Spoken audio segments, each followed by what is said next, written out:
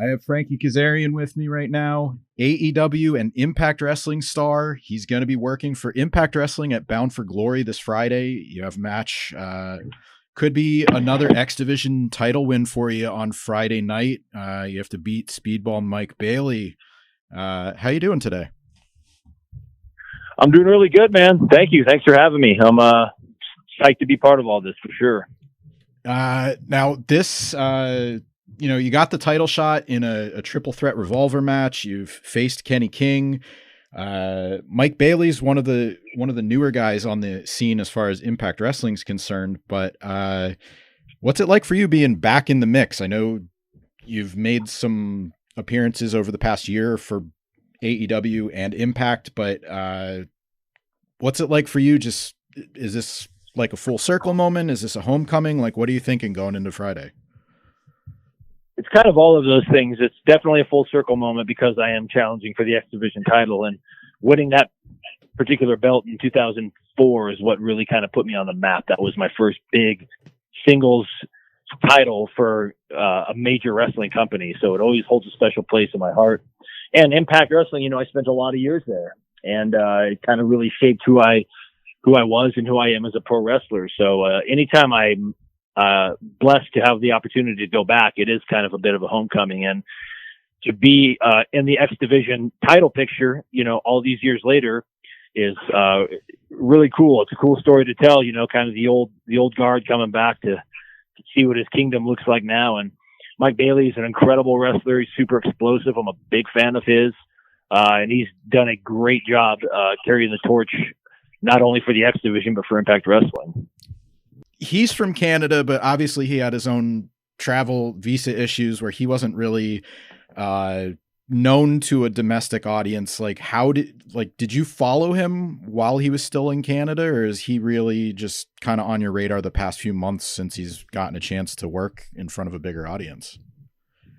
I'd heard the name and, knew of him, but I would be lying if I said I followed his career very closely. But certainly since he's been back on the scene domestically here in the United States, I've stood up and took notice. I've watched several of his matches, both on film and, live when I'm there. And he's a dynamic performer. He really embodies what the X Division was about and what the X Division is about now. And I'm proud of him. He's done very well.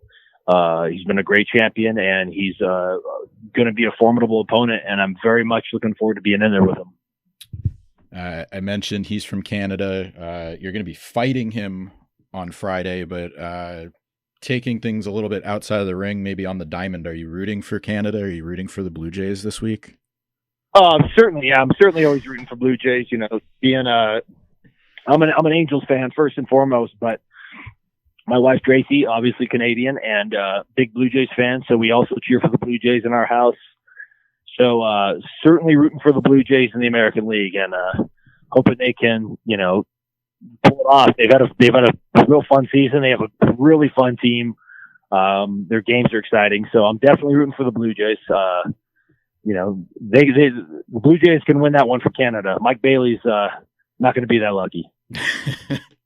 All right. I like it. One of the reasons I brought that up is I see you guys share some of, baseball banter on social media. That's kind of one of the things that I feel like makes you more relatable to the, to fans. Like that veil's been dropped.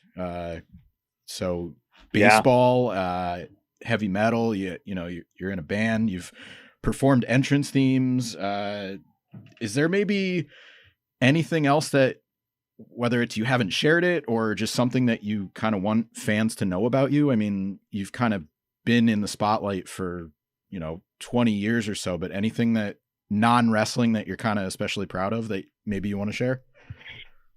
I mean, most fans know, my interaction with people on social media normally has very little to do with pro wrestling. I mean, yes, there's always some discussion, but if I'm talking, I can talk music all day. I can talk rock and roll, classic rock, heavy metal all day long because it's another one of my passions. Like you said, I have a band, Gutter Candy, that I've been in 5 years, and we're still doing our thing. My cigar company, I'm a big cigar guy. Of course, I have the cigar company, American Rebel Cigars, with Cody Rhodes and still pushing that. And and these are things I discuss with people. And baseball, like you said, sports in general, but certainly baseball and football. These are things I like to discuss. I like to talk about things outside of wrestling and even, movies and Star Wars and Avengers stuff, things like that, that's how I feel I can get to know people better than just having a conversation about, well, what was your favorite match or who's your favorite wrestler? Those are just questions I've answered so many times that, let's talk about things that we would talk about if we were sitting together having a beer. That's kind of the way I like to interact. All right. Well, I'm going to have to ask you a couple more wrestling questions, but I'm going to try to keep that's okay. That's kind of the idea for this. So yeah, you get a pass. It's cool. I'm going to keep it baseball related for a second, but I looked this up. I didn't know this. 8 Ultimate X matches. You're 3 for 8. So you have a pretty good batting average when it comes to winning Ultimate X. You're batting .375. That's not bad. I mean, that's good. I actually thought it would be up at the top of the list, but Chris Sabin has 8 wins in 17 matches. Yeah, he's hard to catch, man, when it comes to title reigns and Ultimate X matches, and that's because of his longevity in the company, man. God bless him. He's what a soldier he's been for Impact Wrestling. And that match in particular, that's again another one of those that holds a special place in my heart, being as that I was in the first one and really went out there without a net, and it was cool to be part of a first. There's not a whole lot of firsts in pro wrestling, but to be a part of that, the very first one, and to see what it's turned into today, it's cool, and another badge of honor I wear. I've been talking to a lot of Impact talent promoting Bound for Glory, and the common thing that kind of comes up is I've noticed how a lot of these events, there's been like, the 20th anniversary celebration, Monsters Ball came up, Queen of the Mountain, and, Ultimate X is, I would argue, the staple for Impact, if not one of the top 2 or 3. When you're coming back, like however it works out, like, oh yeah, we want you to work for Impact. Like, is that a match you want to pitch? Is that one that you're interested in doing again? You mentioned you were in the first one. Like, do you want to get a 9th one under your belt? So those matches are, they take their toll on you. I've been in pretty much every kind of match there is, ladder wars and cage matches and, all types of matches. Ultimate X matches certainly take their toll on you. They have taken their toll on me. I've been in some pretty brutal ones. There's some pretty famous clips of me doing some pretty stupid things in those matches. And having said all that, man, honestly, I think I have one more in me. There's a scenario somewhere in my head of, an Ultimate X match with kind of a couple of the guys from the old crop, the original, the OGs, and a couple of the guys from the new crop of guys that are kicking ass in Impact Wrestling right now. And I think that could be something pretty special. I think that could be cool. So who knows, man? Well, it's wrestling. 2022 if it's taught us anything, it's that, pretty much anything can and will happen. So who knows?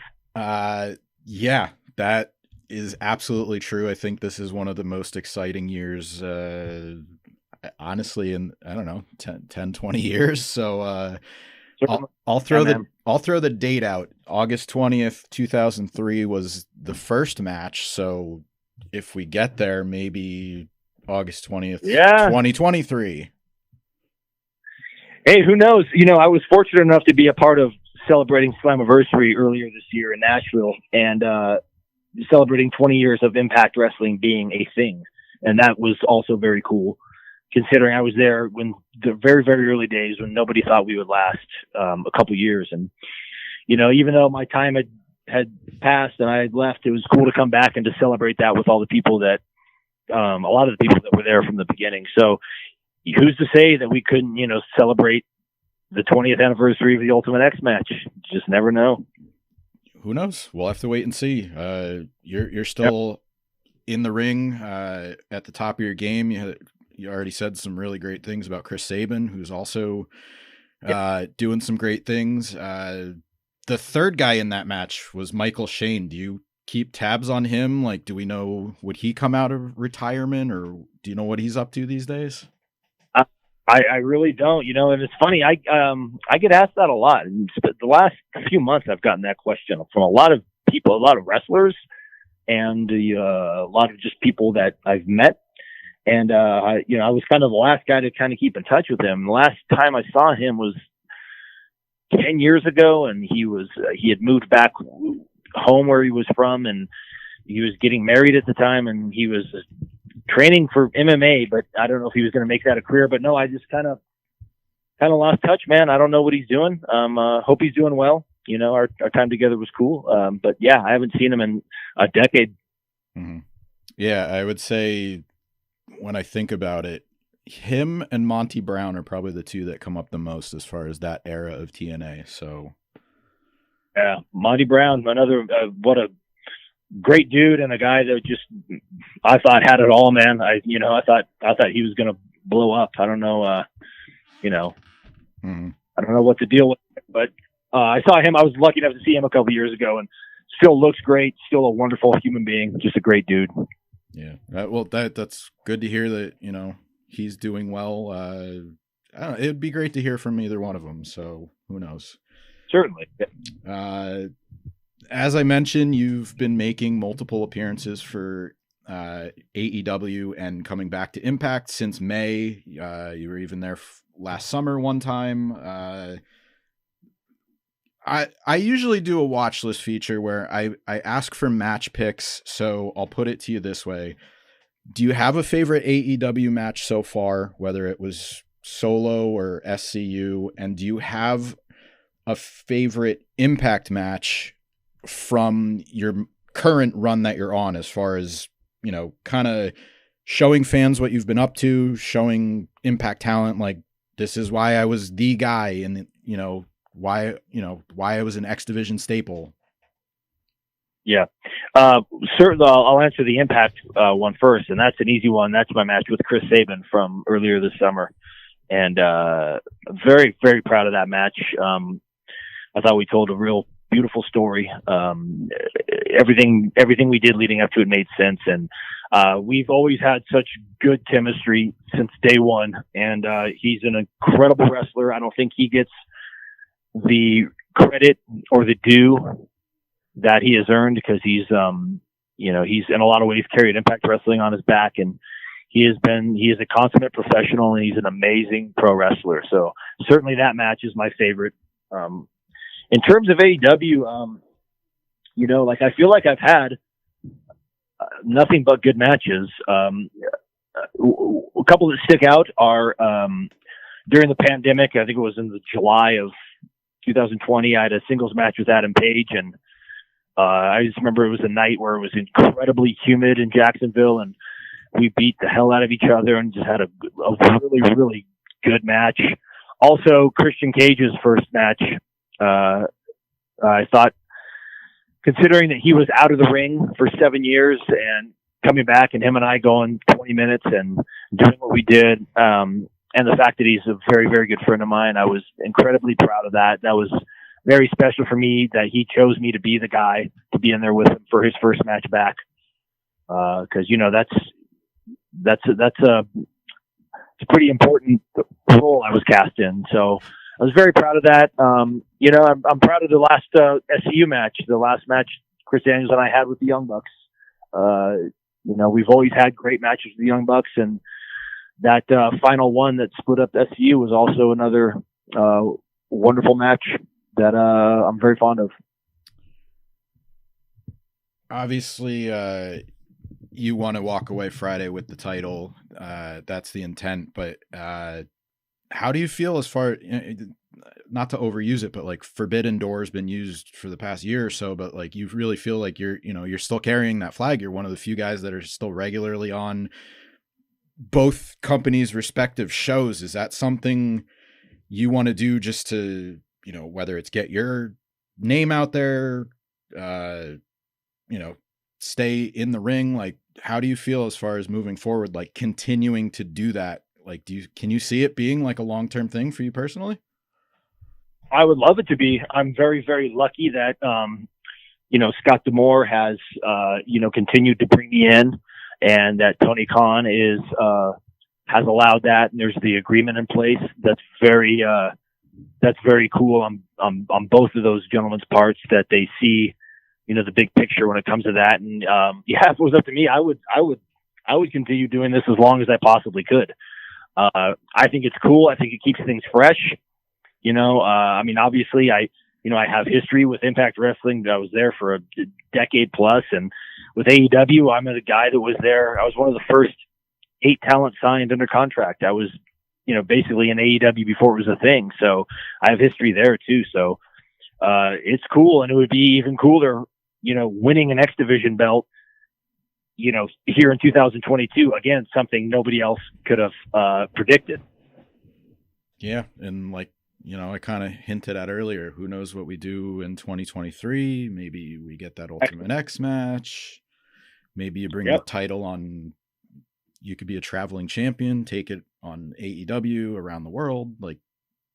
Plenty of possibilities. I think, there really is. And that's what's cool about where we are right now is as an industry. So, the possibilities are pretty much limitless, and I would be thrilled to do any of those things. All right. First things first, win the title on Friday night at Bound for Glory. Yeah. Frankie, thanks very much for your time, man. I appreciate it, getting a chance to catch up with you. Oh, absolutely, man. Thanks for having me, and hope everybody tunes in to the Bound for Glory this Friday. It's going to be an amazing, in addition to my title match, there's a bunch of great title matches. It's going to be an amazing show. Impact is really doing some great work right now, and I hope everybody gives them a chance and tunes in Friday, because they will not be disappointed bell to bell.